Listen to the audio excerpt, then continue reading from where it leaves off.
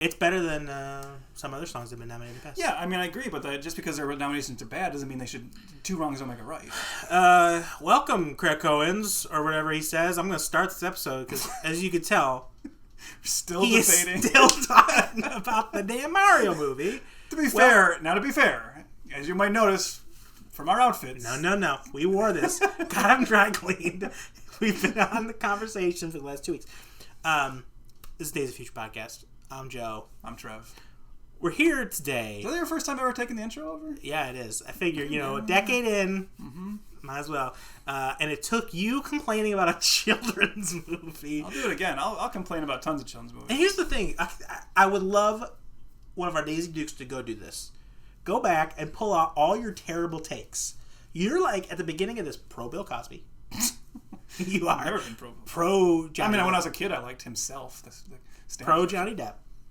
Yeah, I'll stand by that one. No, I'll stand by the fact that I used to be pro Johnny Depp. Yes. Pro James Franco.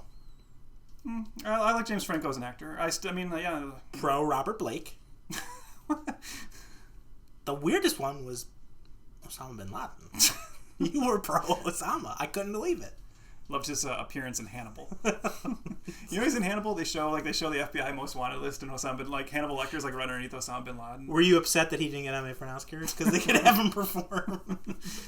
Peaches. Hey, buddy. Hey, how's it going? It's going good. It's been a while. It's been roughly 30 seconds. Hey, so I want to talk a little bit more about the room we're in. Room where it happened. I think I said that last time too. As you could see, my children, some of my kids, they still got toys around. I've explained my history of toys in the past, where when I got to middle school, high school, my parents decided to give away all my toys. They asked me, and I said, get the fuck out of here. I don't care. That's what I said. I was smoking ciggies. I actually never smoked. And I regretted it. But now that I'm in the parent role, I actually don't give a shit. And I'm kind of like, get rid of your Barbies. Right? Which makes me a monster. Especially now when Barbie's about to conquer the world. Yeah, whatever. But down the street from me is a new toy store. You should check it out. I did not know about this. Yeah, it's called Time Blaster Toys, and they sell vintage toys. You want to give it's Canton? Is it Canton? Yeah. So if you're in Southeast Michigan, Time Blaster Toys, look it up. Very cool. Might be Westland. Okay. Yeah. Right around there, but they got everything. And they've got a whole section of X-Men stuff. Okay. Now, they've got some that's still in their original packaging, right? And then some that they just put in these little baggies because they just have the things. And of course, you know me. I gotta get my boy Cable, right? So I haven't even opened these guys yet. This is Cable. I looked it up. This is Series 2 Cable of the X-Force line. And then this is Cable 5. Right, I'll take some better photos. Yeah. Post it. If you're not watching this on YouTube, if you're listening, we'll have some photos on social media. These guys. First off, baller, right? I mean, look at this guy. Don't you remember when he had a harpoon gun? And that's the best thing about Cable. I mean, I wish I looked like this. The funny thing is, Cable in the '90s. Well, I guess just Cable in it because Cable as a character. Seems like the ultimate character made to be an action figure because for sure you and I grew up in that era when I don't know if it still goes on because I don't really pay as much attention to the toy lines anymore, but when there'd be a Batman movie, there'd be the regular Batman figure, then there's Arctic Blast Batman, Baja Blast Batman. It's wait, this never happens in the movie. It's we don't care, we just need him to have other accessories. And so Cable's like that in the comics. So I've been buying a lot of these action figures. It's very dangerous to have a toy store this close, right? And they've got a lot of fun stuff. And you know what? I'm gonna have to go take a look just because sorry to cut you off, but there's been so many toys I've recently thought about that I had when I was a kid that I didn't keep. No, they don't have sex toys in there.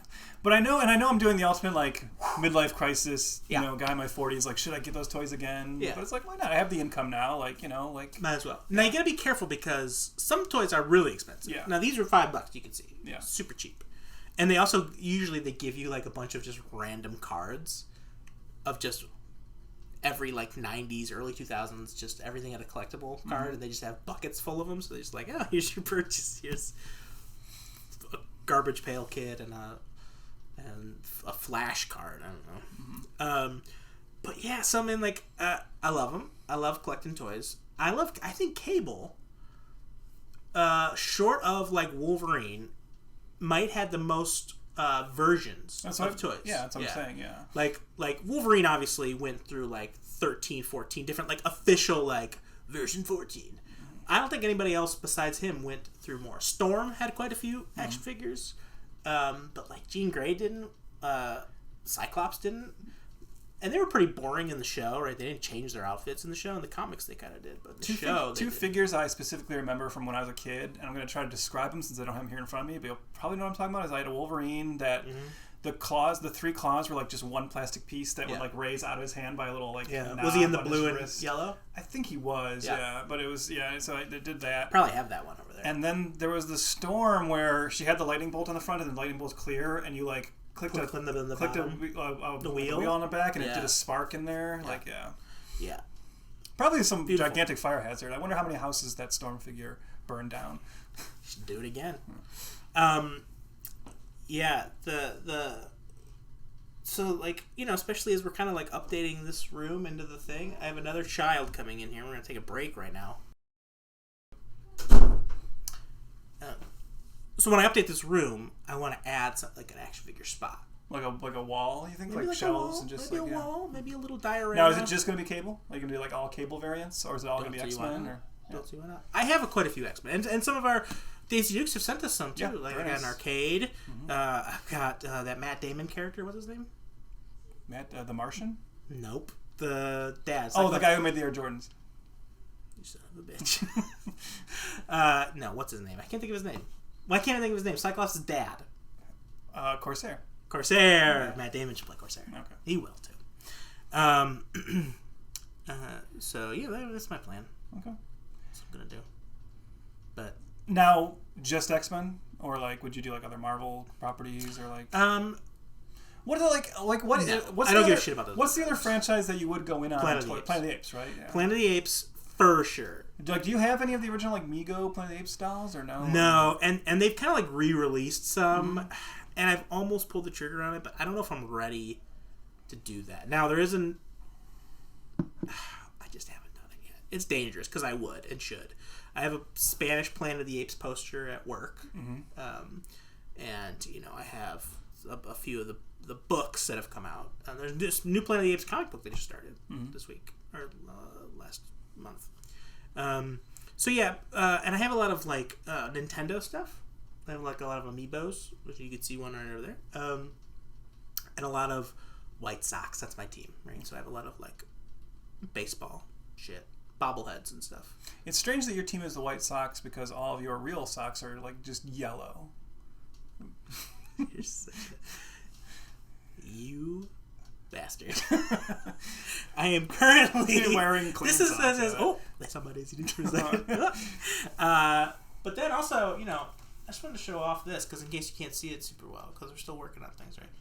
Yeah, this is a Wolverine phone that one of our Daisy Dukes sent in, and it's badass, and it could work, I guess. It's a landline though; no one knows how to use it. I think we showed it off back when it first came in, but it's still here. It's working great. You've got some news. I didn't tell you that I'm going to bring this up. Huh. You're going to be presenting something on a non-X-Men character. Yes. A few years ago at Bowling Green State University, they had BGSU. They had a Batman and popular culture conference. Because BGSU is one of, I think, the only college in the country that has a pop culture department.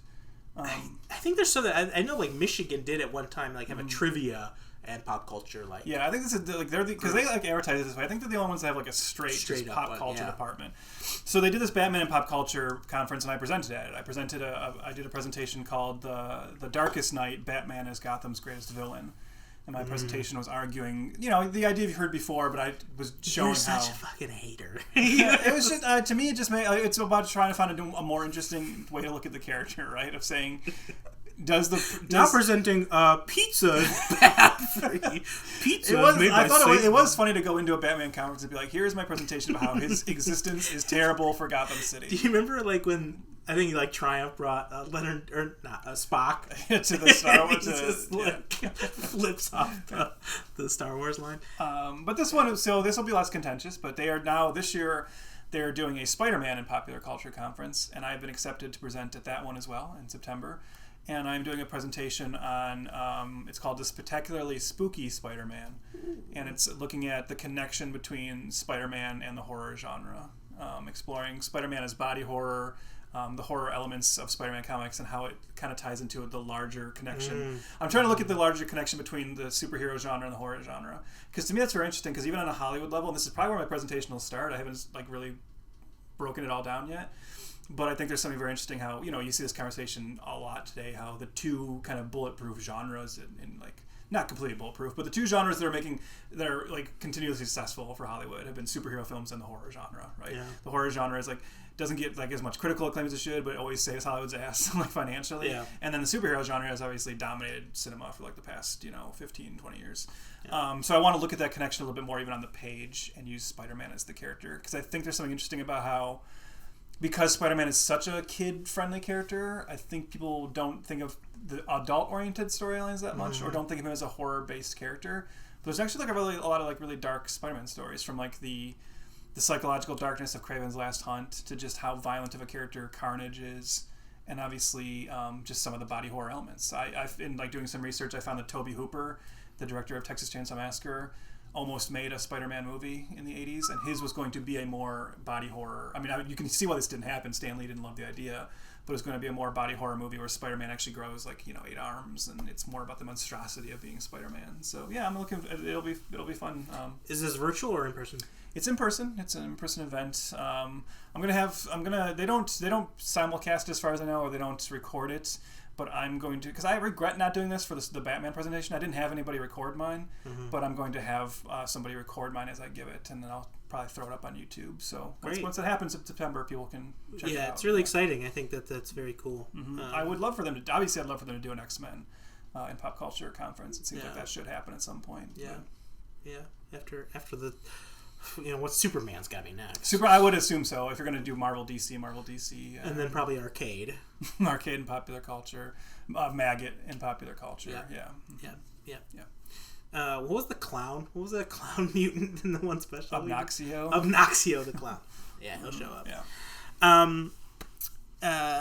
That's exciting. That is really cool. And then, we're going to talk a little bit more about this as we get close, but we've talked about how we're kind of not current right now on X-Men comics and how hard it is. And you saw last episode, the friggin' app was still months behind. I didn't even have the last issue. I didn't even know I'm so excited because for me, is that my semester as a teacher is about to end, and I feel like once the semester's done, I think this summer I'll finally catch up. But I'm almost done with where I'm at. Just to kind of give you a placeholder where I'm still in X, man. Yeah, so I'm in X. I'm at the end of the Avengers, X-Men, Eternals.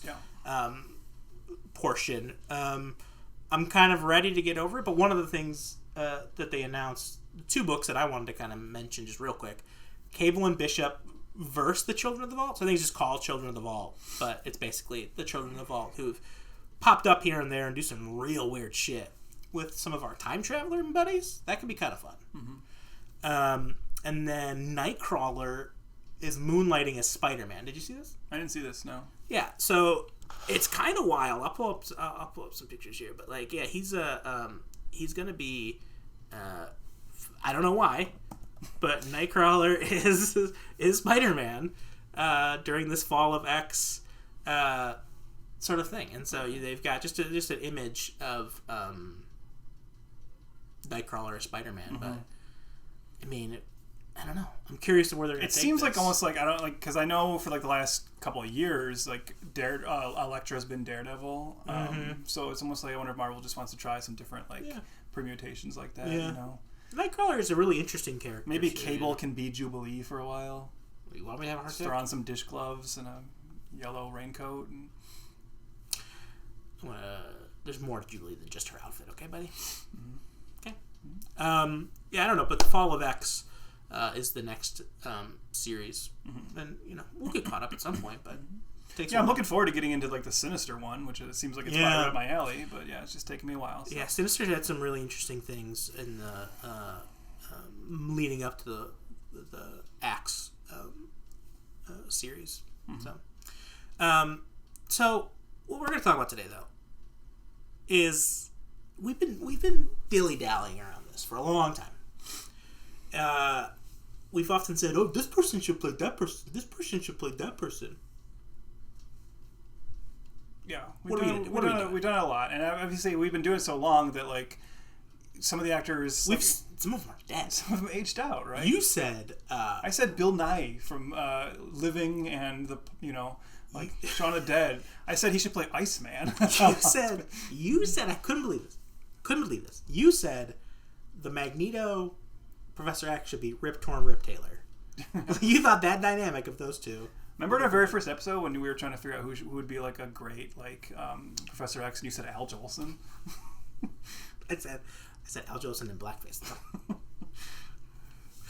Anyways, so we've decided official lock-in things here, right? But I want to get a few things clear right here. I didn't even tell you this. There's a point system. Really? How are we gonna do? Okay. Just bear with me. Okay. You get a point if the character you chose makes it into the film. Okay. Even if you get the casting wrong. Okay. You get a point if the actor is in it, but is not playing that character. Okay. Okay? Only in X-Men, though, right? Not in like any... Only in X-Men. Okay. Yeah. You get 3 points if you match it up. Okay. Right? You get the character and the actor. And then I do want to pick, and I want 2 of these where we can say they're going to be no-namers.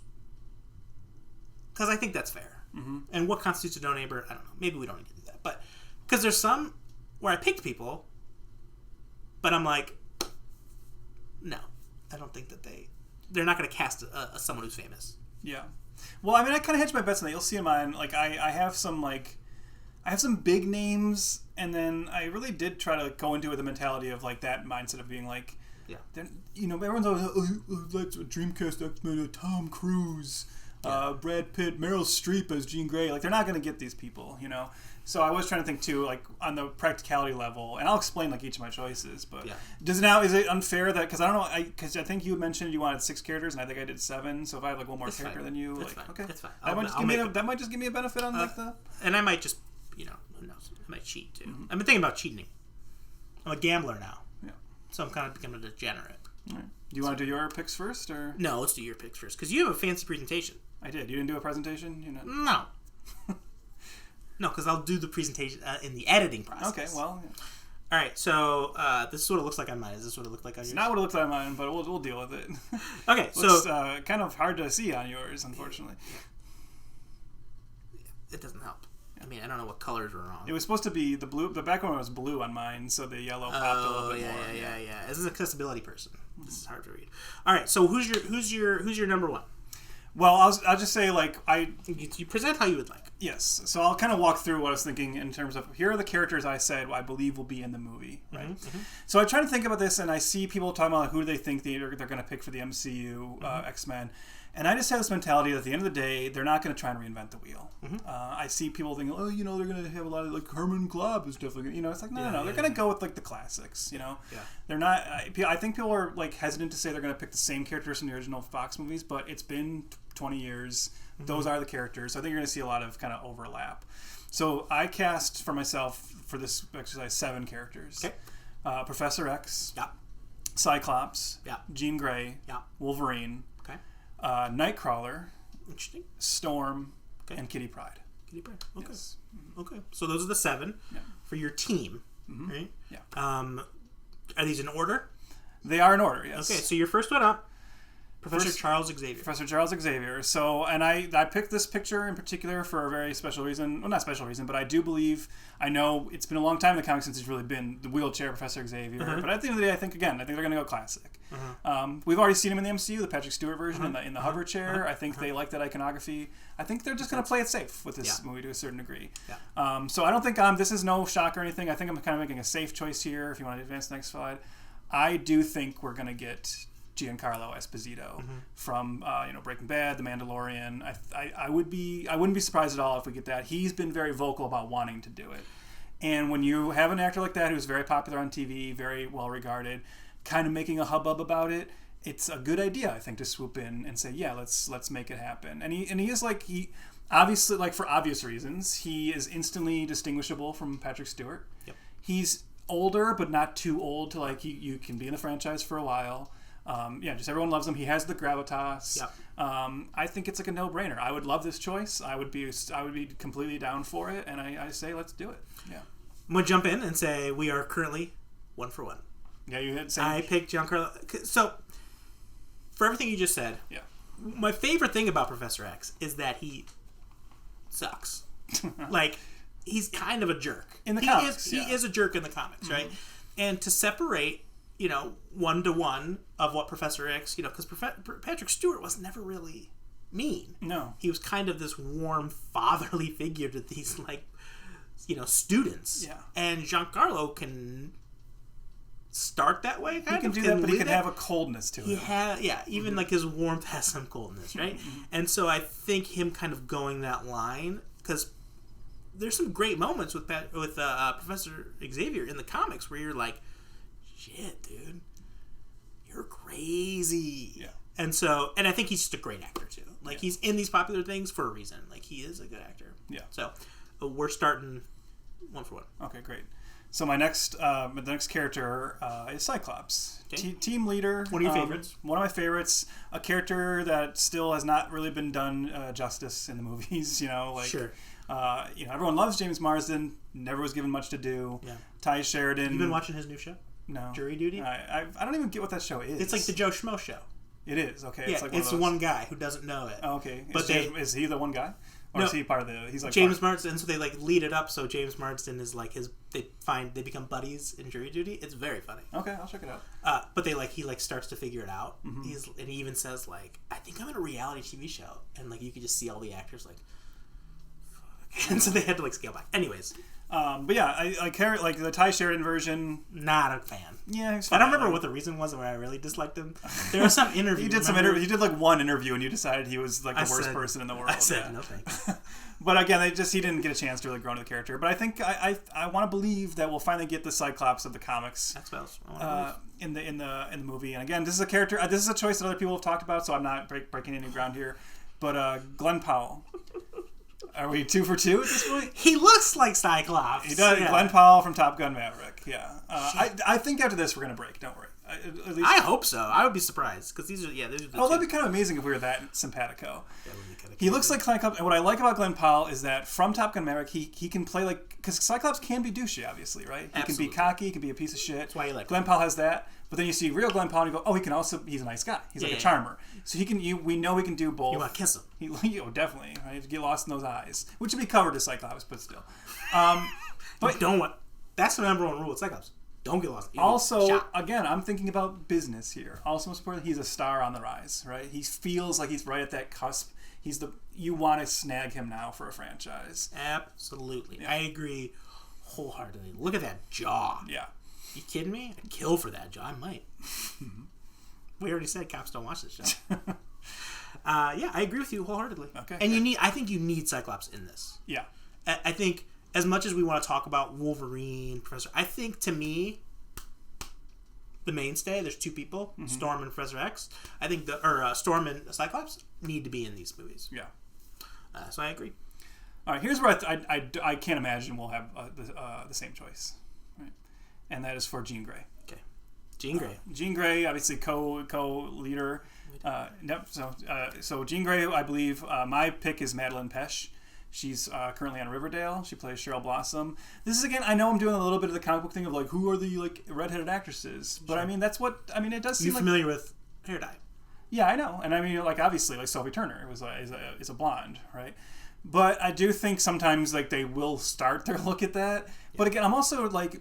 Well, let me just say this. My only, like, hesitance about this one was that she does look a lot younger than Glenn Powell. Yeah. But then I looked it up, and she, like, looks a lot younger. I think they're only, like, 6 or 7 years apart, actually. And, like, in Hollywood, that's, like, kind of nothing, right? Yeah. But I think she's also, like, she's known. She's, like, you know, her performance in Riverdale has been kind of, like, one of the highlights of that show to, like, that fan base. And, importantly, Riverdale's ending this year. She's about to be out of a job. And so she, again, strikes me as the person who's, like, right at the right level for, like, Marvel to come in and say, well, you can come over here and have a franchise for a bit. Cool. I like her. I'm like, way behind Riverdale. But it's a show I enjoy. I think she's great on it. She plays, like, a really mean kind of, like, you know, anti-hero on that. But she's an actress. I'm sure she can pull off the Jean Grey part.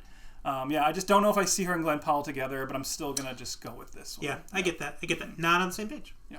So that's good. All right. And then I've never heard of this person before. Yeah.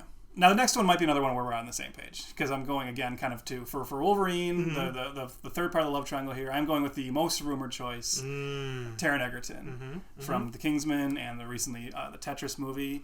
Now, Taron Egerton has recently talked about how he's like, well, they haven't talked to me at all. Like, I know people say it, but they haven't talked to me, and I don't know if I'd want to do it. Hey, that's the exact same thing Tatiana Maslany said about She-Hulk before. You know, it's like, is he just in that I'm denying to, like, keep myself safe territory? I think he has the look, right? Look, here's the thing, people. Again, I see people trying to find, like, are they going to find someone that looks like Wolverine? No. They're not ever going to cast... Because you know who looks like Wolverine? Me. They're not ever going to cast... Ripped Bob Hoskins is never going to get cast as Wolverine. If I was really muscly, I could play Wolverine. Yeah, they're... Hairy as hell. 5'6". They're always going to cast someone like a Hugh Jackman. Yeah. Taron Egerton and Hugh Jackman even worked together in Eddie the Eagle. That's right. So I think he'll have Hugh Jackman's, like, seal of approval. I wouldn't be surprised if they've already talked about this, if Hugh Jackman's talked to him. And been like, you know, yeah, it's a good role, and like if we ever do like a multiverse thing, we'll get to work together. Yeah, it's a good role. Yeah. But like they get to work together again. And again, Taron Egerton, you know, he's been saying there's going to be another Kingsman movie, but who knows? Sure. He's recently said he took himself out of like Bond contention. He said, I don't think I'm right for that. But he's definitely ready to be a franchise guy. I think he's short too. Yeah, I think he's short king. Yeah. Mm-hmm. But I mean, look at me. He's just rugged and handsome enough. You throw those mon chops on him and the hair, I think he's going to look like the Hugh Jackman Wolverine looked, which people already have an affinity for. Yeah. So yeah, and he could probably give him a mask. Yeah. No, I think the MCU Wolverine will. Yeah. So you're not with me on this one. That's not. Not only not with you, Wolverine is not even in my movie. Okay.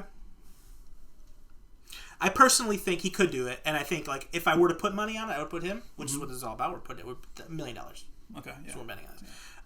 I'd probably say 51% Egerton, I think, is the lead, but the field, I think, like a unknown. Unknown, yeah. I mean, yeah, maybe. I think they could probably do an unknown, right? Someone who maybe was in like Teen Wolf or some shit, you know, or Outlander. We already talked about that. Wow, what a slam to the Teen Wolf fan base that you call people unknowns. They are unknowns. MTV. No, thank you. Okay, you're next up. Nightcrawler. I'm really proud of this choice because this is one where if this happens, I'm going to jump up and down with joy because I haven't seen anybody else say this. And when I like, oh, it's the thing. Never mind. Yeah. When this choice like occurred to me, I was like, oh, this is like to me so obvious and such a no-brainer. I can't believe no. Now maybe someone else has. If this is the guy who played Nightcrawler in the last one, it's not. No. This is, if you want to scroll ahead, my Nightcrawler is Felix Kammerer, the star of All Quiet on the Western Front. The recent German film that was like a hit at the Oscars, you know, won Best Foreign Film. Yeah. Great movie. I don't know if you watched it. I loved it. His performance was like well acclaimed. Some people are saying he might have been in like the Best Actor contention and just missed it. I mean, look at him. He's thin. He has the kind of like Nightcrawler look to it. You know, he's got the kind of gaunt face. He's great. And again, can he teleport? I think so, yeah. There's a couple scenes in All Quiet on the Western Front where he does it. But no, I mean, again, like coming off of a super acclaimed role, like Marvel likes to do this, right? Like any franchise likes to do this. He's coming off of an Oscar-winning film. He's like the breakout star from it. He's not known that much in the world. Michelle Pfeiffer. Why wouldn't you want to like snag that person right now and say, yeah, he's going to be our Nightcrawler, right? Like Hollywood's going to grab him at some point. It might as well be for this. Yeah. Does he speak English? I don't know, but do you think that matters? Yes. I think... Well, I mean, the character speaks English. Right, but I'm saying, do you, like, he gets cast tomorrow, right? And the movie films in, like, a year or two. You don't think he can learn his lines phonetically or just learn enough English to do it? I don't know. Never mind. I was about to make a very inappropriate joke. I'm not going to. I think I haven't seen him do like any like American press rounds, but I bet like most European actors speak English better than any American actors speak any other language. So yeah, I'm guessing he's fine. That's fair. Storm. Big one. This is a big one. Now again, I think like here's where before you scroll to my choice, the ages are interesting on mine because I wasn't sure which characters they play older, which characters they play younger. Yeah. And I think with Storm, I think we tend to I tend to always think of Storm as like a little bit of an older member of the team because of like the command she has and like the power she has. But I feel like they're going to pitch a lot of these characters younger in the MCU, if only to have these actors around for a while. So my choice for this, and I'm sorry if I'm not even sure if I'm pronouncing her name right, but Tuoso Mabeto, and I might be completely wrong about the name. Cancel his ass, guys. But she was recently, honestly, the lead, and I know Viola Davis was like kind of top billed. But she was the lead in The Woman King. She's South African. She's amazing in the movie. You know, she is the lead character. She steals a lot of the movie, I think. You know, obviously Viola Davis got a lot of the Oscar attention. Well, she did not end up getting nominated, but she got the attention because she was the star. But in terms of like the breakout and the person who, you know, again, does not have a franchise right now, but is coming off of a very acclaimed, well-liked movie, and, you know, is actually African and could like slide into. So that's going to be important too, right? Yeah, I think they have to have African descent, like be African. I think you know, Kenyan would be great. Yeah. So. Yeah. But yeah, I don't know if you saw The Woman King, but she was terrific in that. And again, she's not a household name by any means, and that might be good for them because she probably would come a little cheaper. Yeah. But like you said, it's also about like I don't know if I call her no namer, but I think she almost slots into that where. I think she's just at that right level of like the cusp of fame to like take that part. Yeah. Kitty Pryde. I think Kitty Pryde is going to be a very important character for this franchise. And I know she's called Kate Pryde in the comics now, but I think they're going to go with Kitty. I think the Kitty name is too iconic. And I think I wouldn't be surprised if they kind of pitched Kitty Pryde as the original Fox movies did with Rogue. And kind of they just gave Rogue the Kitty Pryde role, but I think Kitty Pryde could be our introduction into the world. Yep. So this one I wanted to pitch younger. I wanted to find a Jewish actress because, again, I think that'll be important. And I went with Joey King. Joey King, who was recently featured in Bullet Train, and she had a movie on Hulu called The Princess that she was the lead in, like an action movie. Yeah. Another actress who just seems like she's like right on the cusp of like being a bigger deal. Did you do what I did and Google Jewish actresses? I actually did not. That's what I did because I have Kitty Pryde. So I think it's gonna be. I think I agree with you that she will be like the introduction to the team. Mm-hmm. Is this who you picked or no? Yeah. Yeah. I didn't pick Jewish actresses. I did a thing of like young actresses, and then I did cross-reference to see. Oh, and then that was like when I found that I was like, great, you know. Yeah. I thought, you know, I didn't love Bullet Train. I actually did not like the movie very much, but I thought she was fine in it. And I haven't seen The Princess, but I just like she ticks like a lot of the boxes, right? Yeah, and I do think, you know, we talk about things that are important to characters in terms of, you know, ethnicity, race, religion, and things like that, and the Jewishness of you know. Being a Jew for Kitty Pryde is really important and a really huge tie for a character. So I think that connecting that would be great. I do think if they weren't to do that, like Bella Ramsey was someone that I was thinking about. Yeah, I thought about that. I mean, because like I think that they could put like if they cast this the right way, Kitty/Kate Pryde can hold down the fort for the next 20 years. Yeah, you know, like that's your moment. Bella Ramsey, in terms of her Game of Thrones and Last of Us ability, has been great. You know, so I could see them doing something like that, like putting money behind somebody, or like if they would have made this movie, you know, because we also have to make, you know, if these movies don't get made for 5 years, Joey King is gonna be aged out, right? So who knows? Yeah. But I do agree with you that Kitty Pryde will be the introduction to the team. Yeah. And then I have a bonus pick here. You can take this off my points because I did not come up with this one. I was hanging out with some of their friends yesterday. I have other friends, sorry. And we mentioned this, and my buddy did a dream casting of Emma Frost that I liked so much, but I'm not taking credit for it. He said that for Emma Frost he would love, and I could see it happening, Vanessa Kirby, who is in the recent Mission Impossible movies. She's in Hobbs and Shaw.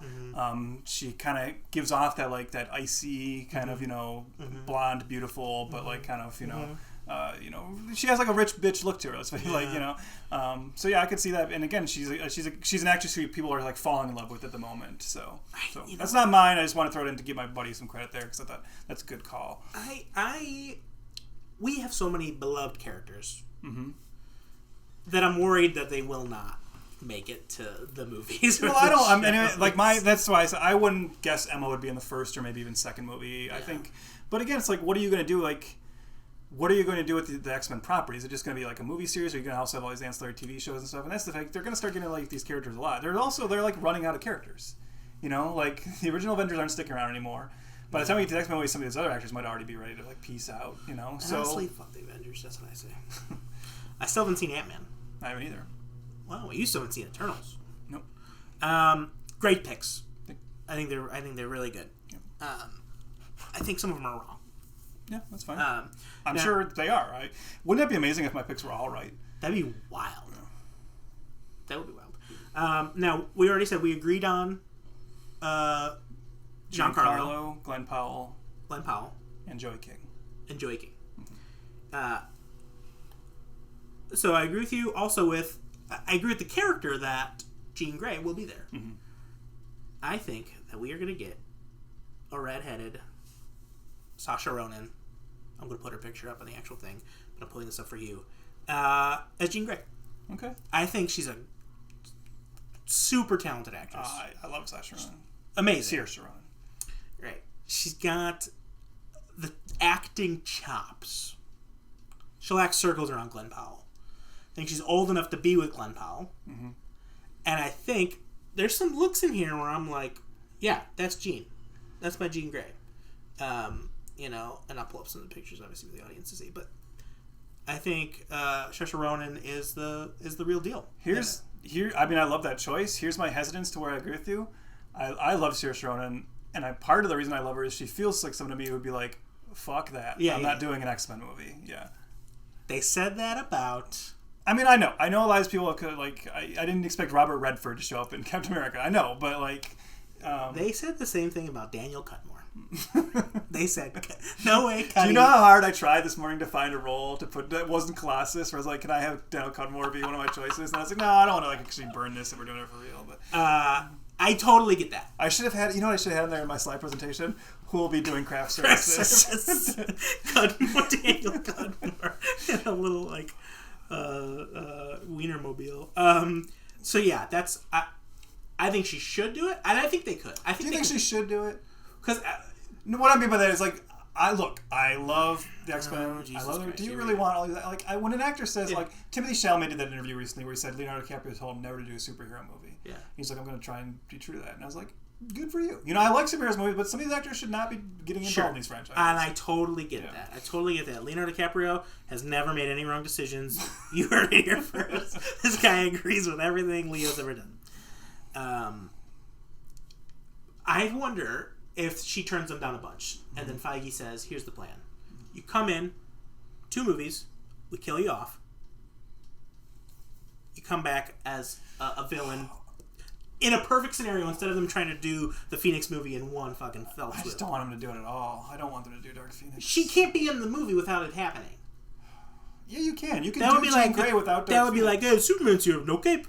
No, it's not the same. Let's give him a cape. The comics, they can't even keep Phoenix away for like 10 seconds. You can do the thing. You don't need to do the Dark Phoenix story. We've seen it twice. Didn't work either time. It doesn't they don't. What's the phrase? They don't. What's the phrase? They also, third time's we've charm. talked about this before, they don't necessarily adapt Marvel stories in the MCU. They take names, they don't really adapt the story. True. Okay. Whatever. You're right, though. My next one, you might see a theme here. I'm going Iceman. Yeah. Can I just tell you who my Iceman pick was, even though I didn't end up putting him in? Jack Quaid. Oh, okay. He's in The Boys right now? Mm-hmm. Yeah. I go with someone who I think would steal the show. Okay. Someone who will be so... Marvel loves how well their actors do on red carpets. They love how well they do in PR tours. Mm-hmm. You know who... Jonathan Majors. You know who... He does pretty good at PR. Well, not in PR tours. I'm like... He's going to have one heck of a PR tour coming when up. he has to interview people, not when he's... You're right though. Joe Keery from Stranger Things. From Stranger Things. Would never thought of that. Yeah. I think he would be a great Iceman because he's jokey enough, right? And I think he has the ability to that immatureness that would need to be there, right? Can I ask you what I believe is an important question about him? Yeah, he'd be gay. Is he gay? Is the actor? No. Well, I have no idea. I have no idea his sexuality. Yeah, I mean that will be it's something that people are going to look at and talk about. Like, and that's one of the reasons I chose Jack Quaid because Jack Quaid to me has a look and a goofiness that I thought. Is he gay? No, he's not, and that's part of the reason I left him out of my casting. I have no idea because I don't know. I don't know if we're in a day where they're going to cast a straight actor to play a gay character. They absolutely will. And do you think if they include Iceman, he's gonna be gay? Yeah, I think so. That's why I believe I would look more for a gay actor as well. Interesting. It could be. I have no idea. Yeah. My next one I'm pretty proud of. I'm going Beast. Mm-hmm. Okay, and I think he's not blue. I don't think they turn him blue. Right. I mean, man, I wish they would because like we've already had like the Nicholas Hoult Beast for like being human most of the time. No, well, yeah. But I think you play him a little different.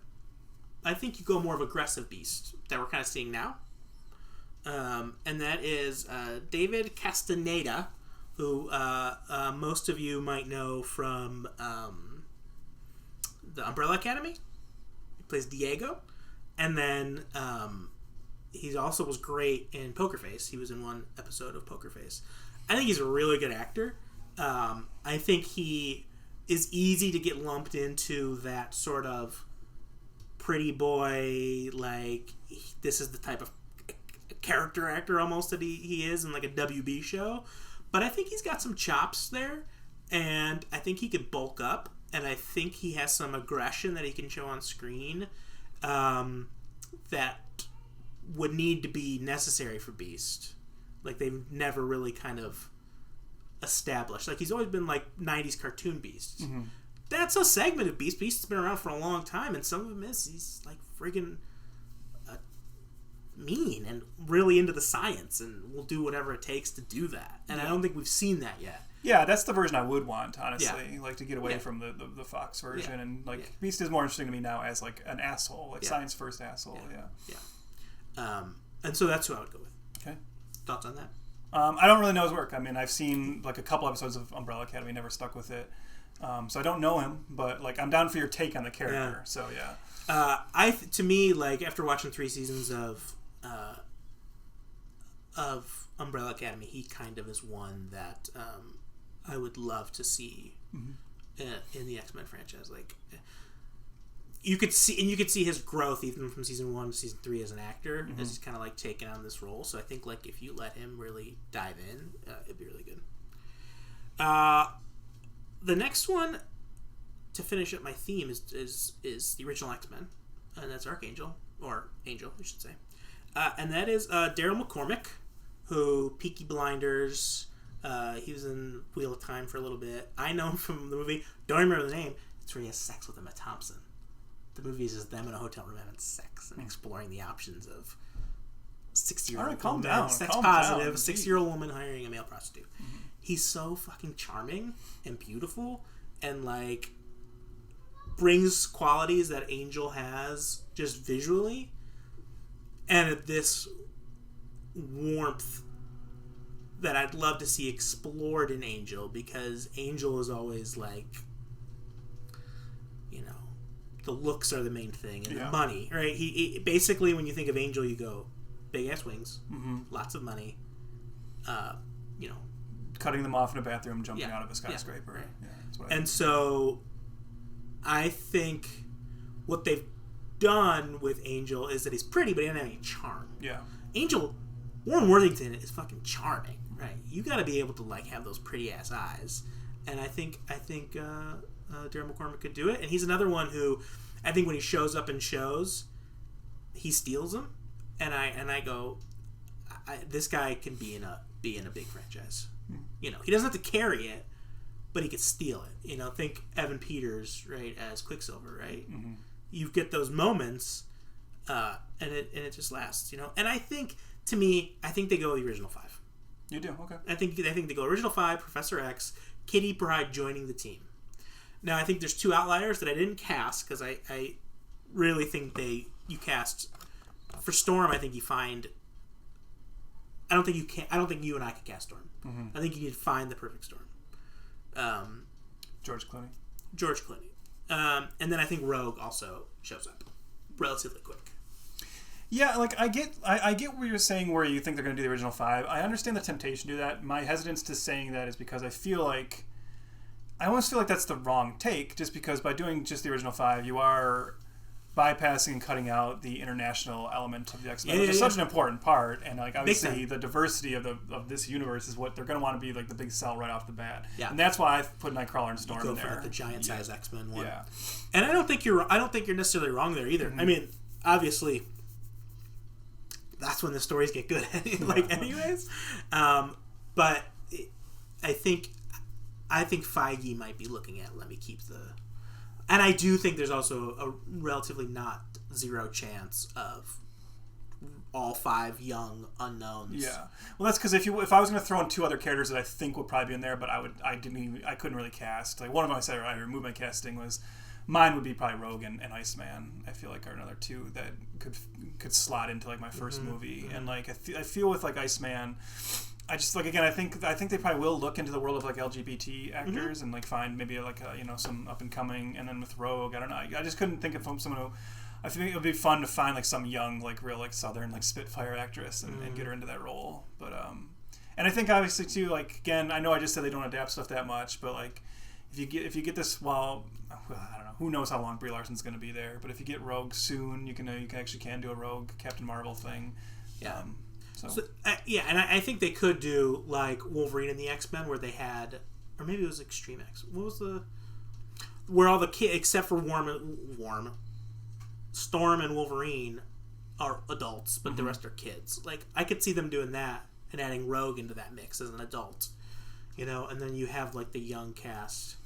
I chose not to go with this. I thought you were gonna say for Jean Grey, Sadie Sink. Mm-mm. There's another name I considered, but again, and it's like same. You have the same issue with her you have with Madeline Pesh, where again she looks too young for Glenn Powell. And I just don't think they should do a young Cyclops. I don't think it works with Ty Sheridan. No, and that's the thing is like when I thought about that age difference and everything. Well, again, to me it's not even that big of an age difference. So I think they're actors. Because go back to Leo. Calm down. But I think it's fine to have Cyclops be a little older because you can again say. He's already been around. Like, he was Xavier's first student. Yep. He's, like, got this kind of leader role. So you can pitch the other characters younger, And I think, like... But him and Taron Egerton also are, like, kind of the same age. So Wolverine doesn't need to be, like, that young, right? Wolverine should also probably be, like, a late 30s, mid-30s actor. I mean, I think it's an interesting mix. Now, because of that age thing, was there any part of you that ever came close to putting Channing Tatum as Gambit in your list, or no? Did you even consider it? Like, do you like... I'll just ask it 2 ways. Did you come close to it? And also... Do you still think it's like a possibility, or do you think that ship has sailed at this point? I think that it's still a possibility. Mm-hmm. If you were to say, Joe, you have $1,000 because I'm a gambler, yes or no, I'd put it on no. Yeah, I think it's more likely that it's done. I think his age is the problem at this point. Yeah. I think he's too old for what they'll probably do for the rest of the X-Men, and I think it'd be weird to have Gambit be the oldest guy. Unless they do like Rogue. Oldish too, because like okay, well, do you think a Brie Larson Channing Tatum connection would be too old? Hollywood wouldn't. No. So if you put Rogue as the same age as Brie Larson, you could still have Channing as the Mr. But that's where it gets to be weird. It's like do you have like a young Jean Grey and then like Rogue and Gambit are so much older than her? You know what I mean? Like it starts to get strange, like the mix-ups of age. And they did that in some of the cartoons, where it was interesting. It was interesting. It's different. It's not comic book, but comic books are so they're messy with the age. We've obviously you've recast a lot of ethnicities. We have as well. Yeah. So I mean, it's all adaptable, obviously, and it's all mutable. But I mean, I think there's certain things that need to stay, but everything else is kind of. Who would be for like for you? Because you and I picked very classic characters. Mm-hmm. If there's any like non-classic X-Men. You think has a shot at ending up in one of the first X-Men MCU things. You know what I mean? Like, not one of the original 5 or not one of the giant-size X-Men, but who, like, if the more modern era, more modern characters, who do you think has the best shot of, like, working their way in, possibly? Because I think we talked about this before, and I still feel like I could see Armor. Like Armor is like, or Dust.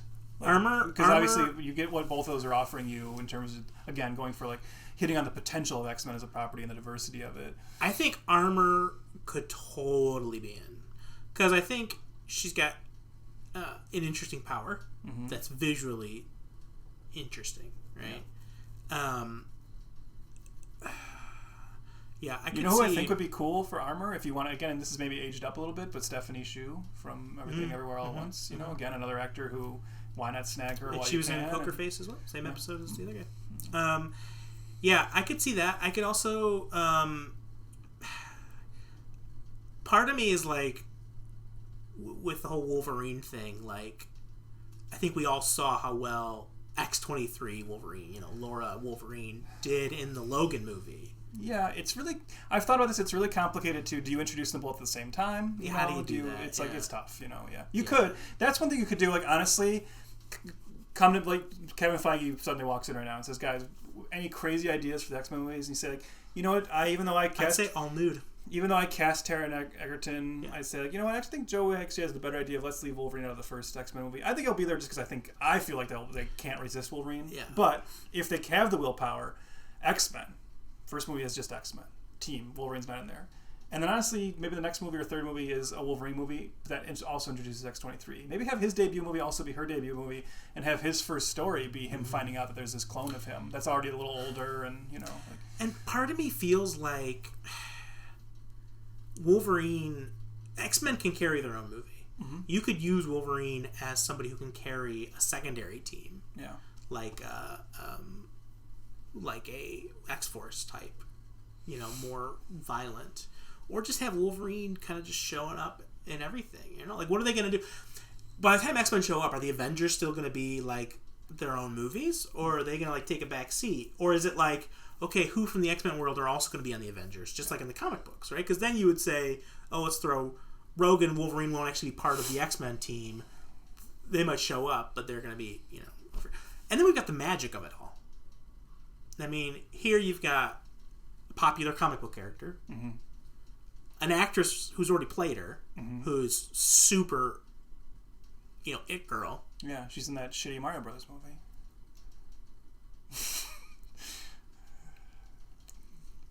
Would you say that to her face? No, I love her, so Yeah, I would tell her. Thank you. Her work was great. Yeah. Thank you. Oh, you're so great. Oh, I think you're so sweet. I love peaches. Yeah, that's what you say. Yeah, You grovel. And I think, like, do they bring her in? Right? Does she show up in one of these Secret War things? She's so badass. Yeah, and honestly, like, you, I, and 4 other people saw that movie, so like they can just pretend like that was their casting choice. I saw it at a drive-in. Yeah. So realistically, you know, you could have the X-Men team and then like an X-Force team, and you know, you carry that with Wolverine, but that's, you know, that's your Wolverine, your Domino. Deadpool does some stupid shit. Magic, you know. Bishop shows up in there. I think Bishop, you know, Bishop's a character who, you know, people always cry, you know, like, oh, you changed the race of characters. Like, okay, well, Bishop's black, you know, and a cool character, you know. And I fucking love time travel. So, Bishop's, boom, put him in. People love cops. People love cops. Yeah. Big time. The other question I want to ask you, because you said let's, you know, pick X-Men characters, so the team members. Yep. Are you ready to lock in who's the villain in the first X-Men movie? I'm personally not. Do you think it's Wolverine? Do you think it's Magneto? I say it can't be, right? Can you be? You don't want to be that obvious right off the bat, right? And here's a two-part question. Do you believe it's Magneto? Do you also think that we get the good version of Magneto in the MCU? Is Magneto more like, I know he's always going to be anti-hero-ish, but do they just bypass the whole villain thing and say, no, he's going to be an ally of the team, but he's always going to be like the asshole ally that's like kind of, they don't trust him, he's like more nebulous. Kind of my book over there. Yeah. You see how good he's looking. Magneto will be in the movie. Magneto will not be the main villain. Right? We're going to get the casting choice, but he's not going to be the main villain, right? They're going to build up to that if they have the long-term storybook telling, right? I think... And he's not going to be a Holocaust like survivor anymore, right? Because it's like timeline-wise, like what he's going to be... They're going to make up some... He's going to be the survivor of some made-up national atrocity, right? Like, probably. And And so, they will. Oh man, that's fucking crazy. They're probably freaking out about that. There are probably lots of conversations happening about that. About what I just said? Yeah, They'll probably do like Google searching, like, what were the genocides of like the 90s? They'll be like, was that Rwanda thing? Was that real? Is that real? Hey, Don Cheadle, you were in that movie. It'll be. Fuck, man. I would love if they did like a B tier villain to kind of introduce everything, right? That's why I think you kind of maybe have to. I mean, I think you want to. I think you want to do a surprising choice for villain in the first movie. You know who I think would be fun. Arcade. It's not gonna be Arcade. You know who I think is similar to Arcade that I could see it being? Omega Red. Mojo. Not in the first movie. Are you crazy? No. Mojo's in your back. You might as well go for it. I say. No. Omega Red is like not big enough. This is tough because like the big villains have been used. Yeah, Arnold would play Omega Red. Is he Russian? What if they cast Putin? Whoa! What if Putin as plays Omega Red? Yeah. What if they cast Putin as Xavier? Now that's inspired. What if he's like they say and Zelensky's Magneto? Here's the thing, Vlad.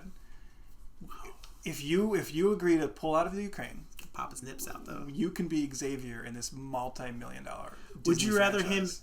him and Zelensky or Magneto, Xavier? Which one's which though? You think Putin because he's bald? He's got to be. Yeah, well, but I can't like bring myself to say Putin should be Xavier and Zelensky should be Magneto. More the morals of that are. Sounds like you just said it. Don't pull that clip out and like, do your editing. That's gonna be. That's when anyone calls this Wolverine phone. when this war is finally hopefully done someday, does Zelensky make a movie? Does he go back to acting? No, you don't think so? He does America's Got Talent again, or I guess Ukraine's Got Talent because he did that one. Mm-hmm. He might host the Oscars. I'm still trying to think of the villain. Like, what if it's just Putin? he's archival footage. Like, did they be as lame as like, and not say lame, but is the villain just gonna? Is it gonna be something simple where the villain is Stryker or like a Senator Kelly and Sentinels? Is it just gonna be? Is it just gonna be humans? No, they gotta keep the Sentinels out. I think Arcade. Well, we still never got. Let's face it. I know we got like a version in Days of Future Past. We still never got like Sentinels that like are the Sentinels. Like, and an MCU is probably our best, place to get that. Yeah. Yeah, man. Think about how funny that would be, though. Like, you know who honestly I could see being the villain in the first movie? Sorry, you want to take your point first? Kinda. Go ahead. I'll say my thought. What I think about Sentinels is they target mutants, right? Mm-hmm. And so there's gonna be this huge battle, and then like Cap shows up. And he's like, "Oh, they're not firing at me." It's like, "Yes, help us." And be like, "Oh, okay. They're not just hurting your stuff, right?" Like, because that dynamic happens sometimes. Mm-hmm. Anyways, who do you think the villain should be? Cassandra Shaw. Or sorry, Cassandra Nova. Sorry, Cassandra. you combine two. Yeah, Cassandra Nova. Because I don't think it's that you're going to introduce obviously Xavier in this first movie. Okay. Are we going to go into who she like? Well, she is Xavier's like twin, embryonic twin. But like you're already bringing in like a hard kind of hard sci-fi concept with the X-Men, right? You're like I feel it's like you can in the first movie. I think there's probably the runway to introduce Xavier, have this villain, and have that be a reveal for him, right? Like the heading into the third act reveal is this woman we've been battling that's trying to take us down. Oh my God, she's actually my twin. And like that's what leads into the third act. I think she works. I think she works as a good like villain for an introductory movie, and she hasn't been used, which is the other like benefit of that. Yeah. Maybe. Yeah. Maybe. I think the sinister of it all too. Like Loki, who he just keeps kind of popping up. Well, I think the good thing about Sinister too is obviously because again, like you're trying to think of like what potential they offer like the franchise, and what does that villain offer the audience who doesn't understand the franchise, like the connection? The genetics. The genetics element of it, yeah. Sinister being like, this is all about like genetics and mutation, and here's a bad guy, and And you get a good actor like they did with Loki, like he can carry on something, like he can keep popping up and yeah, be like, how did Kang get all this information? Well, that would be me, and then like he shows up. Now, who do you think's gonna be a director? I have no idea. Wait, this just in. I'm getting a news update. I see Marvel picked a guy who's directed 3 episodes of Young Sheldon to direct the X-Men movie. I'm big Young Sheldon because they can. Did I tell you this? No. Big Young Sheldon guy. Watch him on TikTok. Mm-hmm. I'm gonna cast Meemaw as Jean Grey. It's a great show. It's not bad on TikTok. Yeah, I'm sure the 10-second clips of that show. It's longer than 10 seconds. Okay, boomer. But it's lucky. Have you done that? You can watch whole movies on there. Why would anybody? I've seen that. Why would anyone legitimately? I do it all the time. I've watched. That's the way to watch Super Mario Brothers. I'm watching you on the screen, just staring at me, waiting for a reaction. You know what? You're gonna get one. Screw you. Hey, you're pro Bowser, but in the way he rules, not in the way he sings. I'm pro Jack Black. I'm pro Anya Taylor-Joy. I'm pro Charlie Day. Anyone else? No. Keegan-Michael Key? Yeah, I like Keegan. Seems like there's one other person I'm forgetting that maybe I'm not so hot on. But from your favorite movie ever? Star-Lord, he's your favorite. I like like I like Ryan Reynolds as Deadpool, and I like Chris Pratt as Star-Lord, and then any other part those two play, I'm like... What about, where's your hype level for Guardians 3? Pretty high, I'd say. That's the only Marvel property that I'm pretty excited about. What about Blade adding Mia Goth? I'm of this is what I mean when you said that. When I said the thing do you really think Saoirse Ronan should do that? I'm not gonna lie. I know how pretentious this will sound. I saw Mia Goth joins Blade, and I was kind of like, oh, we lost her. That's just for me. That's just for me. Make only $12 an hour. That's just for me. I guess that's cool. I mean, I'm sure she'll be fun in it. You know, I'm more to me, an actress I like joining that movie. I can't be excited because that movie still sounds. They're still we are writing the 8th script. Where are you right now? Well, he's got a sword. Yeah. That whole thing we set up with him in a post-credit scene. That doesn't matter anymore. We're leaving that out. I think Mahershala Ali likes the director this week. I can't remember, so it's hard to be excited for that movie, honestly. Yeah. Guardians, hype level high. What about you? When I saw one of the more recent things, and I remembered the High Evolutionary was the villain. I go, I like that. Like that actor too. He's great in Peacemaker. Yeah. I was like, yeah, I can see that. I can see that. And so I'm worried it's going to be a little crowded of a movie with High Evolutionary, Adam Warlock wrapping up all their storylines. Yeah. It feels like it might be a little much, but yeah. So, I'm curious. Where does Guardians go after James Gunn? And a bunch of the actors are probably like, I'm out. What's funny is, and I have one other thing I wanted to ask you, but it's I was the other day, I haven't watched it in a long time. The first Guardians was on cable as I was flipping through, and it was the sequence when when Star-Lord is in prison with Gamora and Drax, and boy, some of the shots of Drax and some of his attitude in that moment, I was like, oh yeah, Dave Bautista is right in that they really he's very serious and menacing in those parts, and I know he gets goofy as that movie goes on, but you do think of how when you hear Dave Bautista say now he's like. Yeah, actually, they kind of dicked me over and just made me a buffoon, in the rest of the series. Yeah. And they completely took away what Drax should have been, where he should have had buffoonish elements, sure, but not been all of a comedy character. I'm not surprised he's looking forward to getting the hell out of there. Yeah. I mean, he's always a highlight. I love Drax. Don't get me wrong. Sure. But sure. Okay, so the other thing I wanted to ask you is, Guardians we're both looking forward to. By the time this episode comes out, this will be a little bit of old news, but did you watch the Marvel's teaser trailer? Yeah, I did. What did you think? Because I actually, as someone who's really down on Marvel and has not been excited about, didn't see Ant-Man, whatever, kind of thought that teaser was actually... For someone who also, I agree, Captain Marvel's one of the more, movies. Yeah. I kind of like I think that teaser wasn't that bad. I think the body swap concept looks fun, right? I think it could look... I have tentative hopes for that one. Yeah. Yeah, I had no... in fact, I was like, how do they tie these 3 characters together? I don't really care. I get it. I understand where they could go. And then did you watch the Miss Marvel show? I did, yeah. We talked about it. Yeah, we did. Yeah, we did. That's true. And so I was like, oh, what is this going to be? What is this going to be like? And so the teaser definitely made me go, oh, yeah. And I think they got the right Miss Marvel. Yeah. The actor that plays her. So, and I also think Brie Larson, it looks like they're letting her play comedy a little bit more in this one, which is better for her. Brie Larson is a talented comedic actress, so not that she's not talented dramatically, but I think she leans into comedy better, and I think that's better for Carol. Yeah.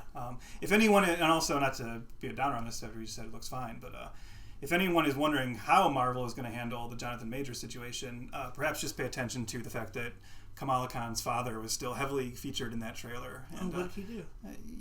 You go look it up after the episode, all right? The actor who played... the actor who plays Kamala Khan's father. Really? Who was a highlight of the show for me as well. Yeah, he's a bad guy. Go look it up after the episode. God. Just try. Yeah.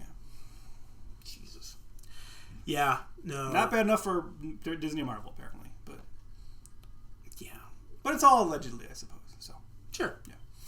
Our lawyers are behind the camera telling us to say that. Yeah. Is there anything else going on with you? Anything else? No. Feeling good? Yeah. Feeling good? Yeah. I'm not ready for the summer. It's going to be too hot. Mm-hmm. We've already talked about that. I will say Storm is coming to the new DLC download for Marvel Knights, the video game. Which may, when it goes on like sale for like $10, which it will, which is why I don't pay $70 for video games a lot, I will buy it. So then I would run a team exclusively of X-Men. Storm, Wolverine, Magic, I guess Deadpool.